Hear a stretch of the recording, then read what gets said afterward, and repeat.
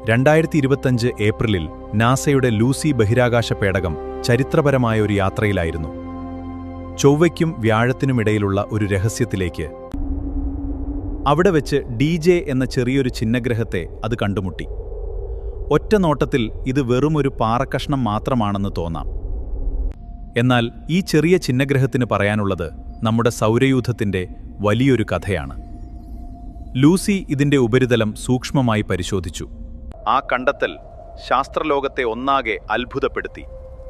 ഇരുമ്പടങ്ങിയ ഫിലോസിലിക്കേറ്റുകൾ, പണ്ടവിടെ വെള്ളമുണ്ടായിരുന്നു എന്നതിന്റെ വ്യക്തമായ തെളിവ്. ഈ ഛിന്നഗ്രഹത്തിന് എങ്ങനെയാണ് ഈ പ്രത്യേക രൂപം ലഭിച്ചത്?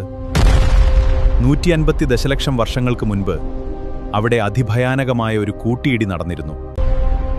വലിയൊരു ഛിന്നഗ്രഹം ഇടിച്ച് തകർന്ന് ചിതറിത്തെറിച്ചു.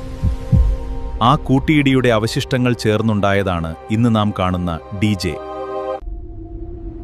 DJയെക്കുറിച്ചുള്ള വിലപ്പെട്ട വിവരങ്ങൾ ശേഖരിച്ച ശേഷം ലൂസി അവിടെ നിന്നും യാത്ര തിരിച്ചു.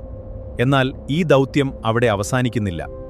2027 വ്യാഴത്തിന്റെ ട്രോജൻ ഛിന്നഗ്രഹങ്ങളിലേക്കാണ് ലൂസിയുടെ അടുത്ത യാത്ര. കൂടുതൽ ശാസ്ത്രവിശേഷങ്ങൾക്കായി ചാനൽ സബ്സ്ക്രൈബ് ചെയ്യാൻ മറക്കരുത്.